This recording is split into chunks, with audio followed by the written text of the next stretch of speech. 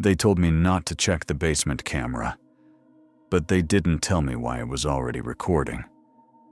I moved into the house 3 nights ago. Cheap rent, too cheap. The kind of cheap that makes you ask questions and then ignore the answers. The landlord didn't even show up in person, just left the keys in a lockbox. And one message: "Don't go into the basement after midnight." I laughed when I read it. Of course I did, because warnings like that don't scare you until you hear something move under your feet. The first night, it was just a sound, a slow drag, like something heavy being pulled across concrete. I told myself it was pipes. Old houses always make noise. The second night, the noise started following me.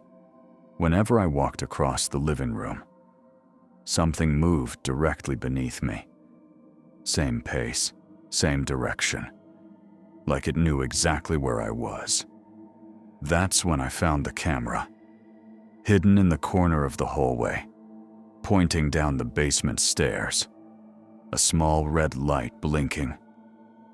Recording. I checked the footage, and that's when I stopped laughing. Because the camera wasn't recording the basement. It was recording me, but not from the hallway. From inside the basement, looking up, at the floor, at my footsteps, at where I was standing. I rewound the footage and saw something else. Every time I walked across the living room, something followed me from below. A shape, moving under the floor, keeping up with me perfectly. That's when I remembered the warning. Don't go into the basement after midnight. So, of course, I waited until midnight and opened the door. The smell hit first. Wet. Rotten, like something had been trapped there too long. The stairs creaked as I went down, each step slower than the last. The camera light blinked above me, still recording. The basement was empty. At least, it looked empty. Concrete floor, bare walls, no furniture. But the air felt wrong, heavy, like something was still there, watching. I turned to go back upstairs, and the door slammed shut. The light went out, and something moved behind me. Not fast, not loud, just close. Too close. I froze, and then I heard it breathe, right behind my ear. "You shouldn't watch yourself."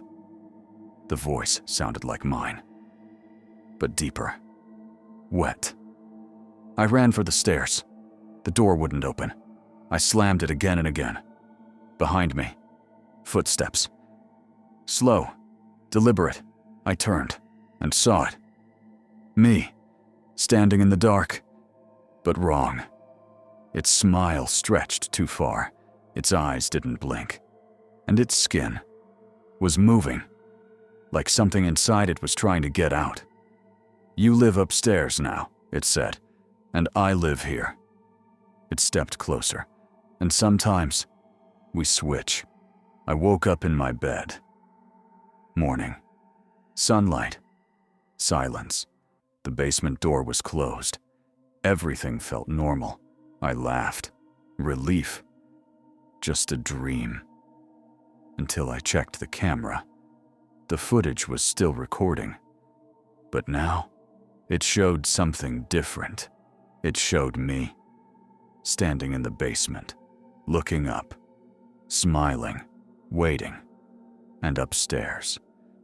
Something walked across the floor, in my body, learning how to live my life, because the house doesn't trap you, it replaces you.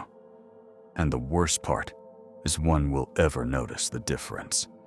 Not even you.